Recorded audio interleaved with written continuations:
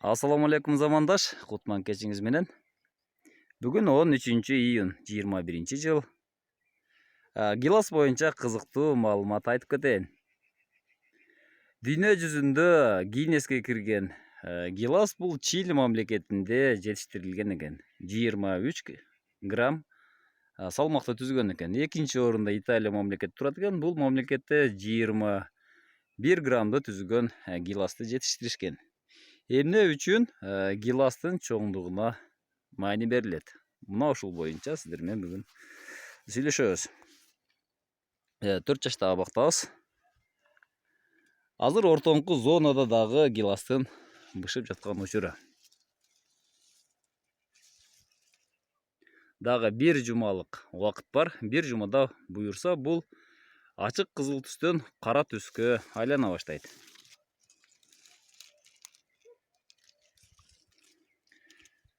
Баткен облусу Кыргызстандагы гиластын мекени десек жарашса керек.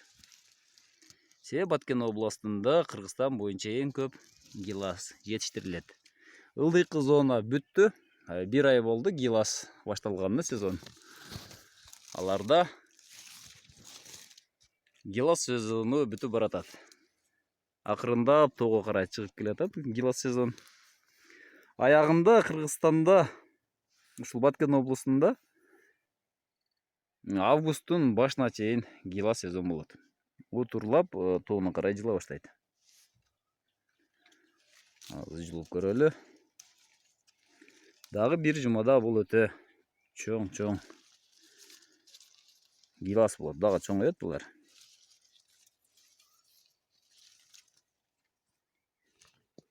Түшүп кетти бирөөсү.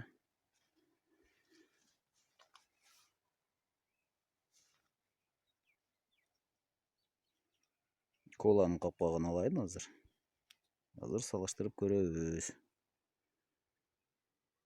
Мына туугандар. Коланын спрайттын капкагы менен салыштыра турган болсок, мына ушундай көлөмдө. Булар дагы чоңоет. Булар азыр 30-32 мм чоңураак жеткен. Булар эң чоңдорун тандап алдым. Бизде эң оор болгондо балким тартып көрбөптүрмүн. 6 граммдан 9 граммга чейин бизде жетиштирсе болот. Көрүп турасыздар, бул гиластын сабагы узун. Сабагы 6 см, 7 см. Кээ бирлер андан дагы узарып кеткен учурлар кездешет. Бул сабагы узун боло турган болсо, бул гиластын алыс аралыкка жеткенге мүмкүнчүлүгү болот. Гиласты эрте менен же болбосо ушундай кеч терилет. Ошондо гилас сапаттуу болот. Бул гилас тазаланып, жуулуп, андан кийин холодильникте муздатылат. Муздаткычта муздатылат да, бул алыс сапарга кеткенге шарт түзүлөт. Мына ошентип биз Кыргызстан, биз дүйнө боюнча гилас боюнча экспорт жасасак болот келечекте. Биз мына ушул долбоорду акырындап ишке ашырышыбыз керек. Мына жерде сонун гиластар бар экен, мына. Сонун чоң. Булар буюрса дагы кара түскө ээ болот. Дагы чоңоет мына. Мына гилас чоң экен.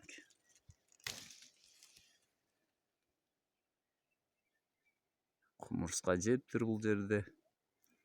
Чокуган окшойт чымчык.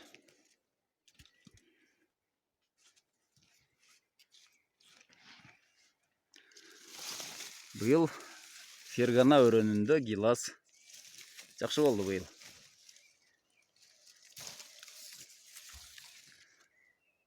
Туугандар, канткенде гилас чоң болот. Эмне үчүн гилас майда болот? Гилас эгер бутак өспөй калса, картайып калганда майда түйө баштайт. Өтө көп алганда же азык жетпей атканда, суудан калганда булар майдараак түйөт.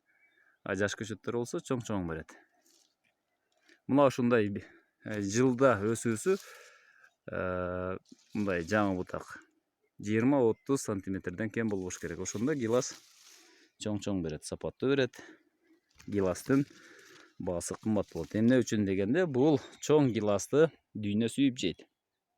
Айрыкча Европада бул чоң гиластарга талап көп. Былтыркы жылы Германияда 15 евродан сатылган экен. Бизде азыр 150 сомго көтөрүлүп атат. Булар бушууга дагы мөөнөт бар. Бир жума убакыт бар, буюрса, бир жумада дагы чоңоёт.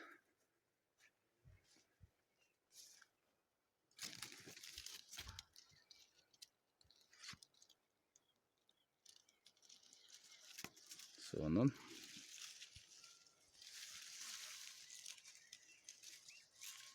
чоң гиластар.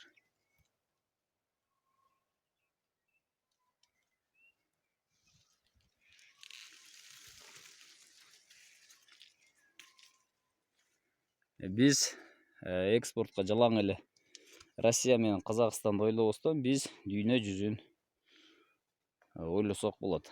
Индияда мисалга кыш болбогон себептүү ал жердеги гиластар майда түйүп калышы мүмкүн. Африка деле ошондой. Ысык экваторго жакын жерлердеги мамлекеттерде чоң гилас түйбөйт. Анткени аларда эс алуу жок. Эс албаган нерсе дарак чоң мөмөнү түйө албайт.